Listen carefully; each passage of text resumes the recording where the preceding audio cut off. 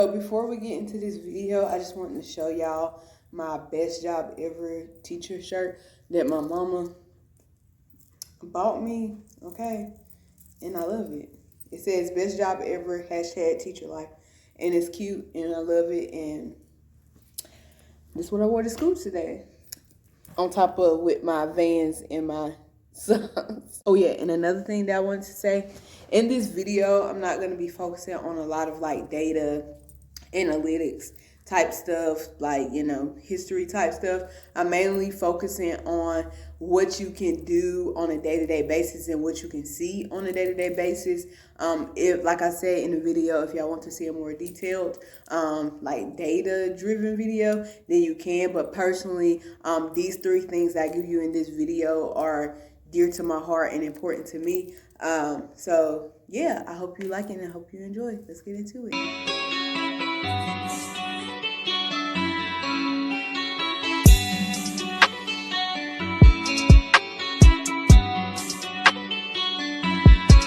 What's up, y'all? Welcome back to the Sunshine Way. I am your lovely, lovely, lovely host, Chiya, and welcome back to my channel where we become better teachers, better dancers, and live a life of light and let our light shine. So in today's video, we're going to be sitting out, like as y'all can see, I'm in my classroom. Right now I'm eating lunch, so I have my lunch right here, so don't mind if you see me take a little bite.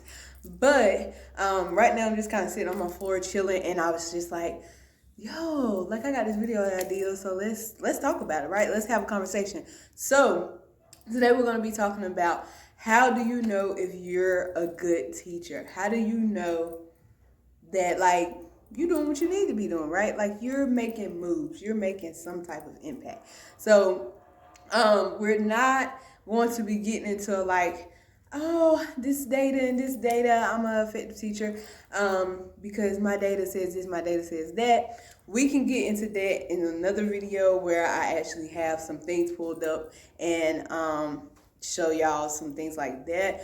If you would like to see a more like detailed data type video, definitely comment down below and give this video a thumbs up so I know to make that video in the future. But in today's video, it's going to be kind of chill, like just like in general on a day-to-day basis, based off your students, based off you. How do you know that you're being a good teacher? So without further ado, I'm going to wait for y'all to go grab something to eat or something to drink. And let's get right into this video. So let me wait.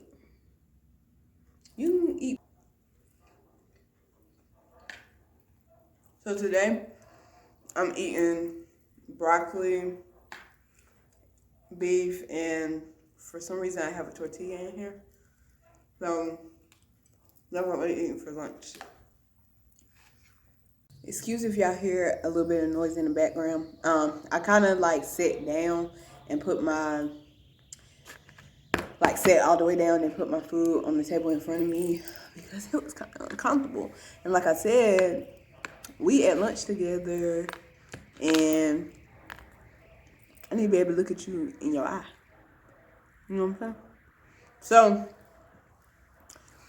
the first thing that I want to say, how do you know that you're a good teacher, is relationship.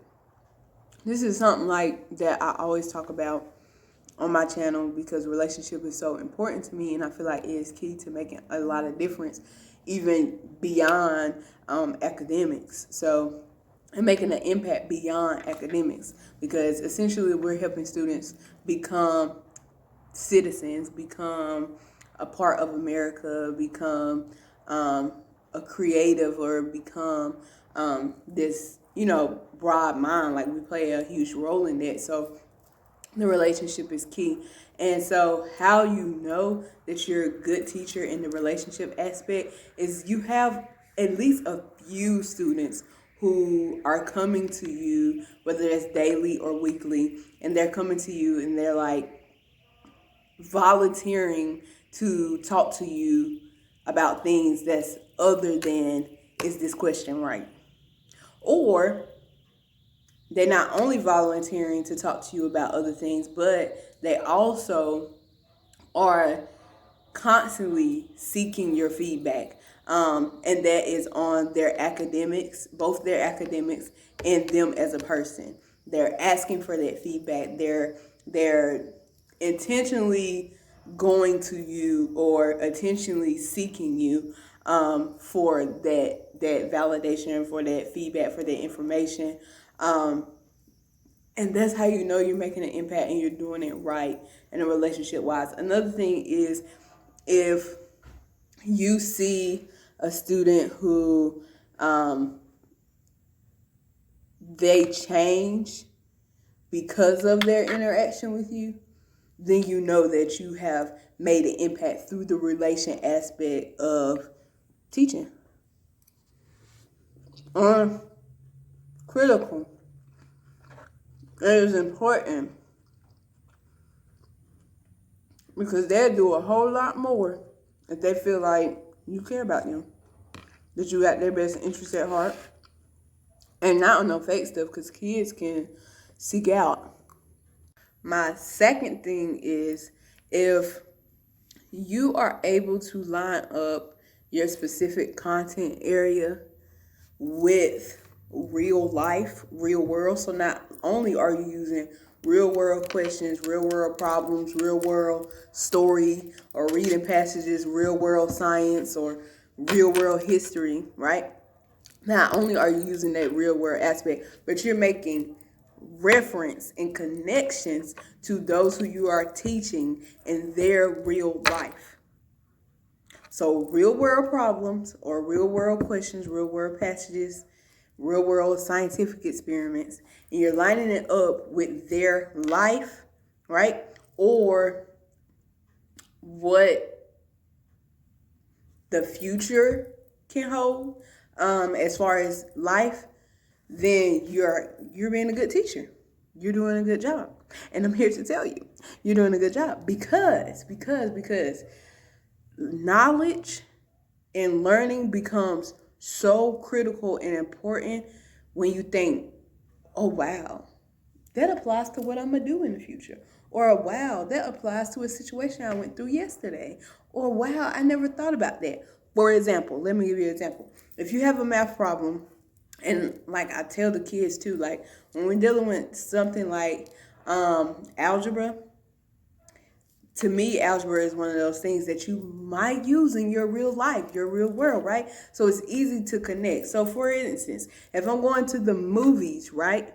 All right, and I want to know how many boxes or how many cups of popcorn can I buy with $10? That is a process. That's a mathematical process that you do in your brain at the movies. Okay, I have $10. Each cup of popcorn costs $2. Oh, so I can buy 5 cups of popcorn. Then, not only as a teacher, did you give them a real world problem, right? That is something that they could use this weekend when they go to the movies. And not only that, after they do the problem, if some of them don't make that connection, or to make sure that they made that connection, you're saying, hey, think about if you was going to the movies with your friends. Like, this is the thought process you would go through. This is what this problem means. Yeah, it looks like a basic math process or problem, but that's the problem that you go through in your head, right? Real world connecting to real life. You a good teacher. You a good teacher. You a good teacher. You a good teacher. Just saying. Fifth thing. And the third thing I have, I only have 3 for y'all today because I just feel like these 3 are so critical and so important to a good teacher. The third thing would be if you are teaching with passion. Passion plus content, right, makes a beautiful mix. And this is why. Because if you are passionate about the content, or passionate about the grade level, or passionate about the area in which you are teaching in, then that changes the game. Because not only are you doing it for yourself and for your career and for your goals, but you're doing it for the students, for their future, for their career, for their goals, right? And you're doing it for both of y'all, right? And when you do it for that reason and with that level of passion, then you are more likely to go to PDs for your content area. You're more likely to do your own research and your own digging for your area. You want to find out more because it's something not only that you're interested in, your students are interested in. Not only are you doing it for your students, but you're doing it for yourself. You want to know more for yourself. That passion is what pushes you to be creative. That passion is what pushes you to learn more about your content. So if you do not have passion about the content area or the grade level that you're in, it in some way is going to hurt your content, or it's going to hurt your presentation of it, or hurt the way that your students receive it. So you have to have that passion. And I'm literally speaking from experience. Like, and I know y'all probably like, sis, you haven't been teaching for a long time. We should talk about experience. Trust me. Trust me. You have to have that passion. So that was my last one. And I hope that one of these that you're doing, so at least like 1/3 of a good teacher. But I'm just playing. We're all good teachers. Teaching is a hard job. Teaching is hard work. So I didn't want to come on here with data of like, if 50% of your students is passing, then you're a good teacher, because that's the furthest thing from the truth. But those things really, they impact a student. And I'm speaking as a 25-year-old because currently I'm still in college, taking college classes, but like I'm not that far removed from school.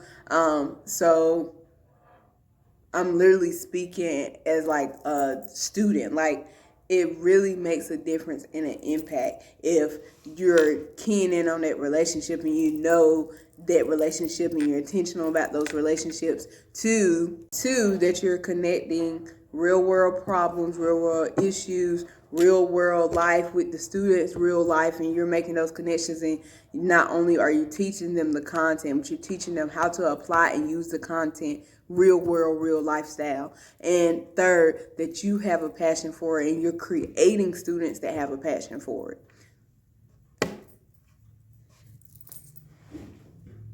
You're doing your job. Okay? It's called doing your job. You're doing it. Anyways, I hope y'all like this video in this more chill like setting. If you like this video, make sure you give it a thumbs up. Make sure you hit the subscribe button and make sure you tap that notification bell so you can be notified every time your girl upload. And remember, be humble, be inspiring, be kind, y'all, and don't forget to shine. I'll see y'all on the next one. Peace. Bye.